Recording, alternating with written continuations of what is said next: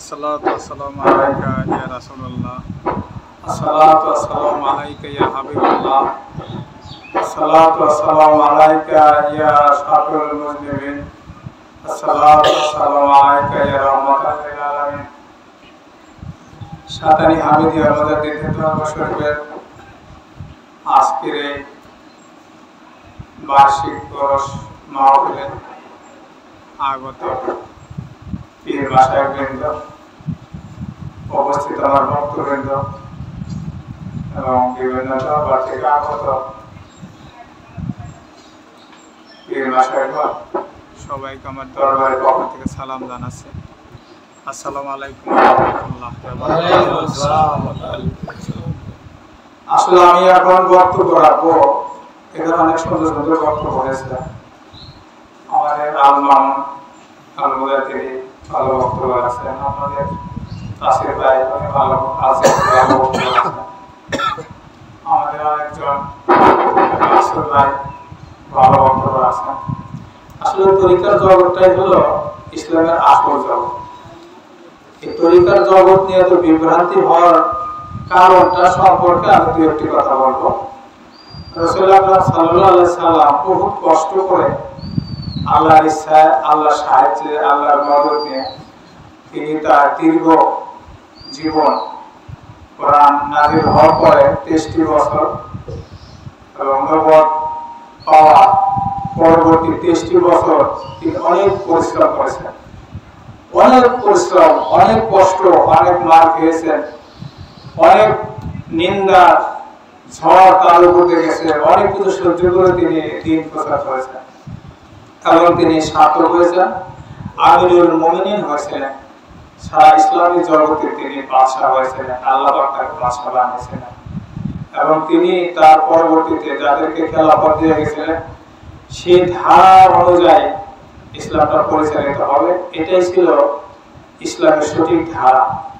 কিন্তু শয়তান তো বসে নেই, ইবলিস শয়তান মানুষকে পরীক্ষার মধ্যে ফেলবে, কে আল্লাহর পক্ষে আছে, কে শয়তানের পক্ষে আছে। সেই ইসলামের ইতিহাস যদি আমরা পর্যালোচনা করি, আমরা স্পষ্ট ভাবে দেখতে পাই ইসলামের 4 খলিফার পরবর্তীতে কে খলিফা হবে। ইসলামের খলিফা হলো বায়াতের মাধ্যমে খলিফা হয়, জনগণ যার হাতে বায়াত নেয় এবং বেশিরভাগ ইসলামী চিন্তাবিদ যাকে খলিফা হিসেবে মনোনীত করেন তিনি খলিফা হয়ে থাকেন এবং তার হাতেই সমস্ত ইসলামী রাষ্ট্রের সমস্ত লোক তার হাতে বায়াত নেবে। এই বায়াতের কথাটি এখানে আগে বক্তারা বলেছেন, 48 নম্বর সূরা মুমতাহিনা 10 নম্বর আয়াতে আল্লাহ স্পষ্টভাবে বিষয়টা বলেছেন, এই বায়াতের কথা বলেছেন। আল্লাহ এটা বলছেন, যারা বায়াত নিবে তাদের হাতের উপরে আল্লাহর রহমতের হাত, অর্থাৎ যাদের বায়াত নিবে না তাদের হাতের উপরে আল্লাহর রহমতের হাত থাকবে না, এটা পরিষ্কার। কাজে যারা বায়াতের বিরোধিতা করে তাদের উপরে থাকে ইবলিস শয়তানের হাত, নাউযুবিল্লাহ। সে তার মানুষকে, সে আল্লাহর কাছে ওয়াদা করে আছে, আমি তোমার বান্দাকে জাহান্নামের দিকে নিয়ে যাব, আসল পথ থেকে বিচ্যুত করে দেব। আল্লাহ এটাও বলছে, আমি বেশিরভাগ লোক দ্বারা আমি এই আমার জাহান্নাম পূর্ণ করব। বেশিরভাগ লোকই বিপদগামী হবে, জাহান্নামে যাবে। আল্লাহ পাকের কথা বলা যায়, আল্লাহ পাকের কালাম বলা যায়। সেই জন্য বেশিরভাগ লোকই এই তরিকার জগৎটাকে অপছন্দ করবে, না পছন্দ করবে, বলবে এটা বোগাস, এগুলোর মধ্যে কিছু নাই, এগুলো ইসলামের অংশ নয়, এটা বলবে। কারণ বেশিরভাগ লোকই পথভ্রষ্ট হবে। রাসূলুল্লাহ সাল্লাল্লাহু আলাইহি ওয়াসাল্লাম তিনি সহিহ হাদিস তিনি বলেছেন, আমার উম্মতের মধ্যে 73টা দল হবে। 73টা দল মানে আওয়ামী বিএনপি না, 73টা মতবাদের লোক থাকবে, 73 রকমের মতবাদ, মানে একটা আরেকটার বিপরীত। কেউ বলবে এটা ঠিক, কেউ বলবে এটা ঠিক, কেউ বলবে এটা ঠিক, 73টা ফেরকা হবে। তার মধ্যে একটা ফেরকা হলো আমার উম্মতের, আমার মহব্বতে, তাই আমার সাফায়াত পাবে, তাই জান্নাতে যাবে, তাই আমার তাদের কোনো ভয় নাই, তারাই হাসরের ময়দানে আল্লাহর আরশের ছায়ার উপর থাকবে এবং রাসূলুল্লাহ সাল্লাল্লাহু আলাইহি ওয়াসাল্লাম যে হাউজে কাউসারের পানি তাদেরকে পান করে জান্নাতে প্রবেশ করাবেন সাহাবাদের মধ্যে। এই হাউজে কাউসার আমরা শুনে আসলাম, হাউজে কাউসার এই সম্পর্কে একটু আমি বলি। বেশ কয়েকটা সূরার ভিতরে সাহাবীর জানজাবির এই হাউজে কাউসারের পানি শরবতের বর্ণনা দেওয়া আছে, এত সুমিষ্ট। এই আল্লাহ পাক সবচেয়ে ছোট্ট একটি সূরা কোরআনে নাযিল করেছেন, সেটা হলো সূরাতুল কাউসার, সবচেয়ে ছোট্ট। এবং এই সূরার তাফসীর আমি অনেক তাফসীর পড়েছি, অনেক তাফসীর শুনেছি, সহিহ তাফসীরগুলো আমার কাছে মনে হয় না। আসল বহির তাফসীরটা কি, এটা আল্লাহ পাকের রহমত ছাড়া, ইলহাম ছাড়া কোরআনের তাফসীর তারা বুঝতে পারবে না। আল্লাহর ইচ্ছা আমি যতটা বুঝতে পেরেছি, জানতে পেরেছি, সেটা হলো স্বাভাবিক তাফসীর যেটা আমরা শুনি, সেটা হলো রাসূলুল্লাহ সাল্লাল্লাহু আলাইহি ওয়াসাল্লামের পুত্র সন্তান ছিল, আমরা জানি কাসেম, ইব্রাহিম আর তিনটে পুত্র সন্তান ছিল।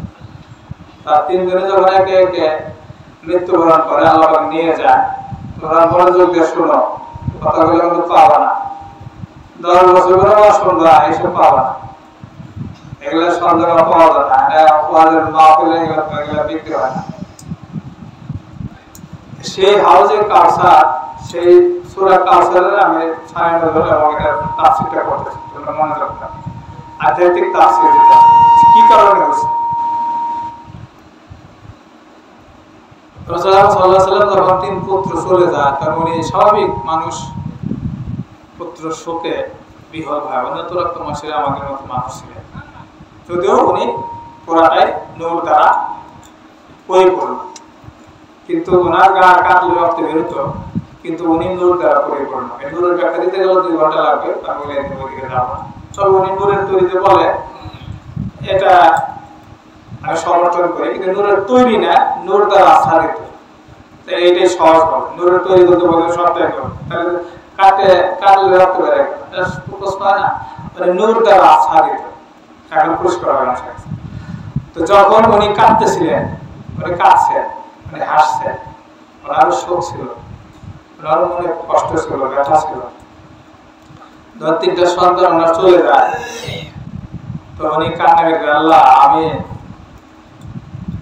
সবাই আমাকে লেস কাটা বলে, লেস কাটা বলে নির্বংশ, রাত্রে যায় একটা বুঝে নির্বংশ যায়, উনিও মারা যাবে, ওনার ধর্ম শেষ, ওনার ধর্ম আর বয়ে নেওয়ার জন্য বলার মতো কোনো লোক আর থাকবে না। এটা আরবিতে বলা হয় আত্মা, যারা আত্মার নাম রাখে, এই নামটা কিন্তু ভুল, যদি কেউ রেখে থাকে পাওয়া যেতে হবে। আত্মার নামটা লেস কাটা, আমরা তো আরবি না শুনলে নাম রেখে নেই। আত্মার শব্দের অর্থ হলো লেস কাটা, তার লেস কাটা, লেস কাটা, নির্বংশ, এটা হলো আত্মার লাভটা। তো রাস্তা যখন যায়, কাফেররা বলে, মুশরিকরা বলে যে উনি মারা যাবে, ওনার ইসলাম শেষ, লাভটা লেস কাটা। তো উনি কথা শুনে এসে খুব কান্নাকাটি করলেন যে আল্লাহ আমার পুত্র সন্তানকে নিয়ে গেলেন, মানুষ আমাকে এরকম বলে, গালিগালাজ করে, কত কষ্ট পায়, তুমি আমার কিছু দেও। সন্তান চায় না মানুষ, উনিও চাইছে। তা আল্লাহ তার প্রতি উত্তরে কি করলেন, সূরা কাউসার নাযিল করলেন। বিসমিল্লাহির রহমানির রহিম। আল্লাহ বললেন, ইন্না আতাইনাকাল কাউসার, ইন্না মানে নিশ্চয়ই, আমি আপনাকে, ওই সময় নিজের কান্নাকাটি করতেছে, তো আল্লাহ বললেন, হে রাসূল, আমি নিশ্চয়ই আপনাকে হাউজে কাউসার দান করেছি। ইন্না আতাইনাকাল কাউসার ফাসাল্লি লিরাব্বিকা ওয়ানহার ইন্না শানিয়াকা ওয়াল আবতার।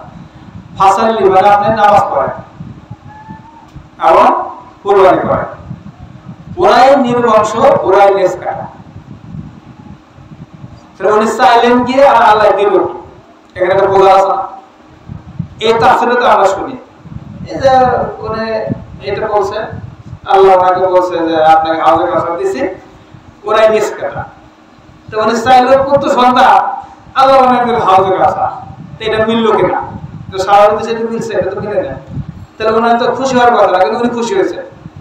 তো উনি বুঝছে ঘটনাটা কি, তখন বুঝতে হবে ঘটনাটা কি। তখন উনি খুশি হয়ে আলহামদুলিল্লাহ বলে উনি নামাজ পড়লেন এবং সাথে সাথে কোরবানি করে মাংস দিয়ে রাখেন।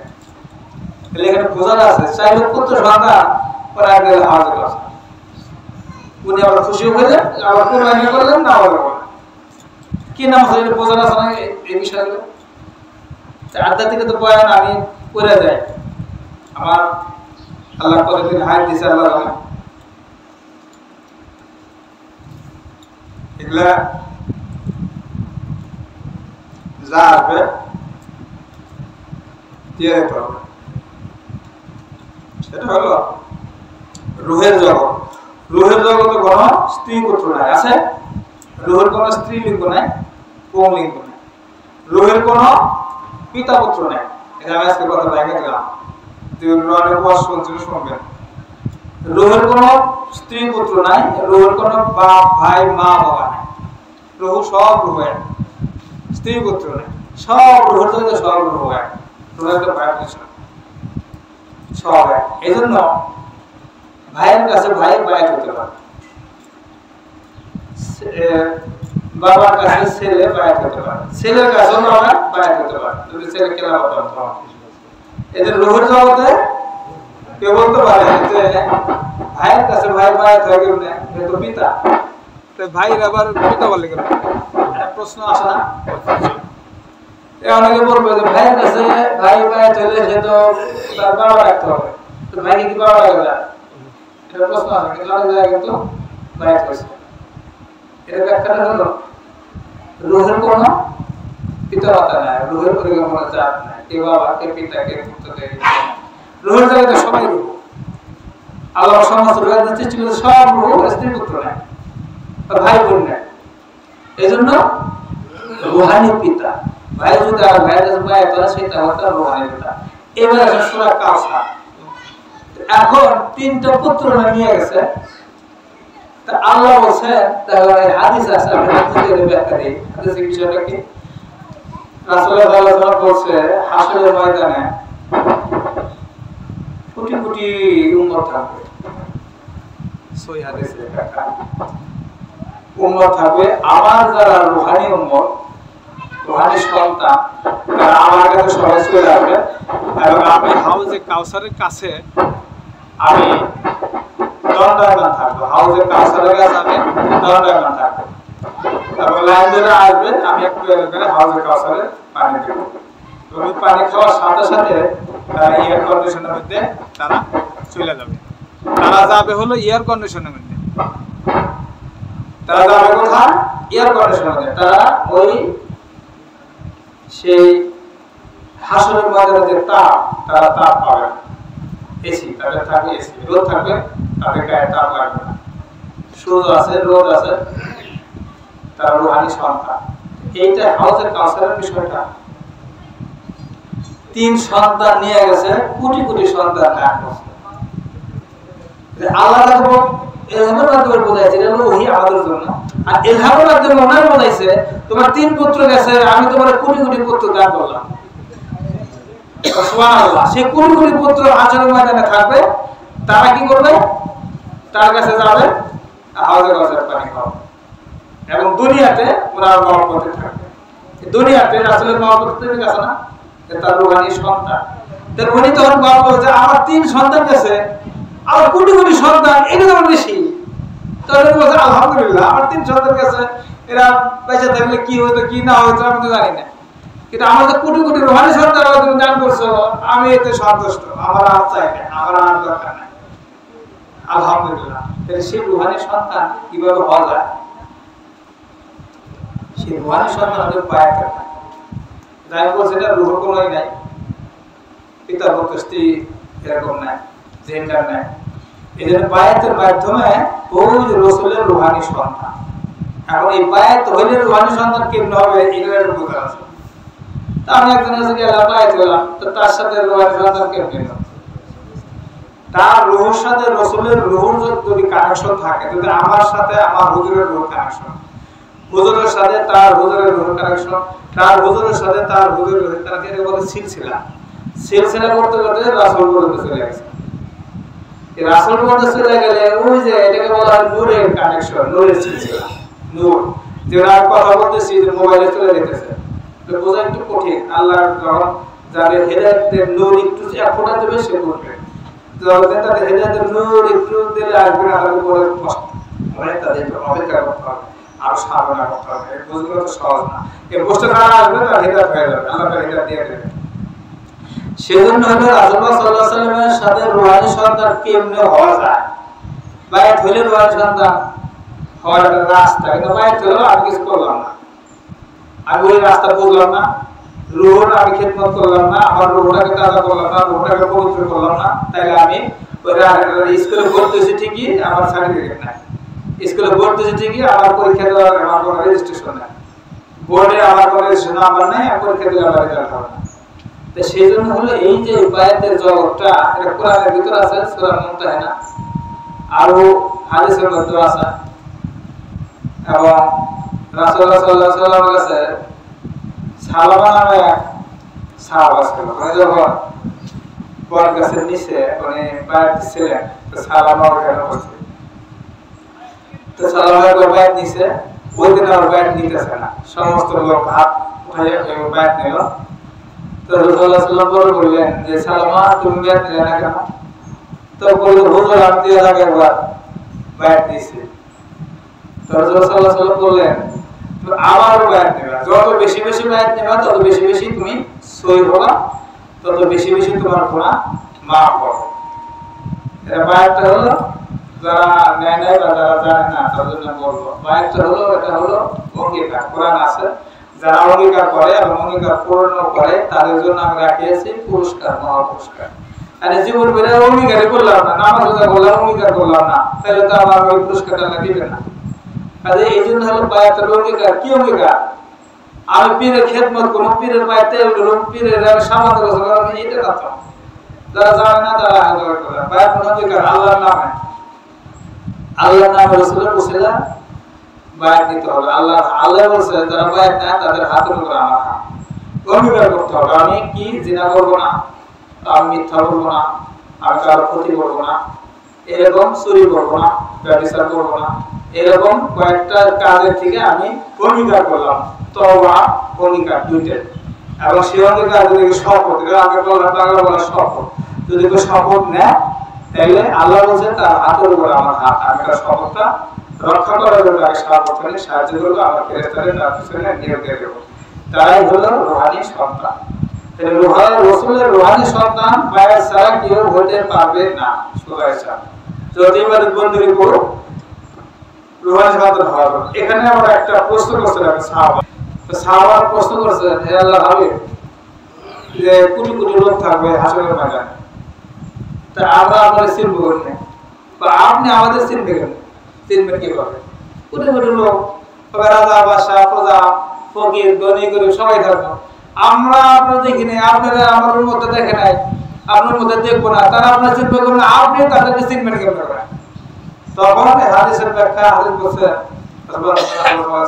বললেন তোমরা তো ভেরি বকরি চড়াও না, পায়ে চড়াই মেষ বলা হয়, তোমরা বকরি কিছু কিছু কালো বকরির মাথায় সাদা আছে না, আছে, বা তোমার 1000-5000 বকরির পাল আছে, তোমার তার ভিতরে 100 বকরি সাদা আছে কপাল, খুঁজে বের করতে পারবা না, হ্যাঁ পারবো, ওগুলো সাদা সাদা এরকম আমার কোটি কোটি উম্মতের মধ্যে আমার যারা রূহানী সন্তান হবে তাদের কপালে নূর এরকম চলতে হবে, যেমন যে জোনাকি পোকা এরকম করে না, এরকম ওর হাজার গুণ বেশি আগে হাজারের ময়দানে রোদের ভিতরে ওই নূরটা এরকম করবে, এরকম করবে।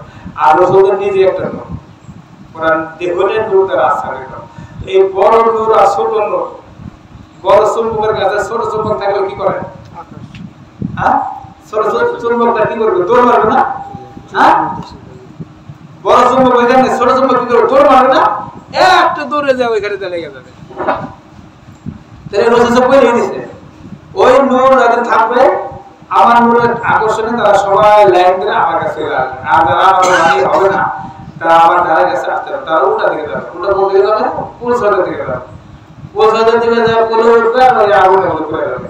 তো লাইট তো কোন বিন না আর সাবাত নাই হাউজে কাছারে পানি পাবে মানে কেউ কোন মজা যদি কয় যে হাউজের কাছারে মজা লাগবে না এটা কি সহি হবে তার কি ঈমান থাকবে থাকবে কোরআনে বলছে হাউজের কাছারে কথা হাউজের কাছারে মজা বলে কিছু না আল্লাহ সব বিচার করবে রাসূলের সাহাবাত না এগুলো এসব মজা দেওয়া হবে তাহলে মানুষকে আর শয়তান বিভিন্ন ভাবে ধোঁকা দিবে টাকা দিবে এইজন্য হলো চেষ্টা করতে হবে সুস্থ হবে যারা বায়াত হওয়ার নাই তারা দেখে শুনে রুহানি একজন লোকের হাতে হাত দিয়ে বায়াত হতে হবে তাইলে তার উসিলা আসলে রুহানি সন্তান হওয়া যায় রুহানি সন্তান হইলে হাউজে কাউসার পাওয়া যাবে সূরা কাউসার অনুযায়ী এবং তার জীবন রান্না হবে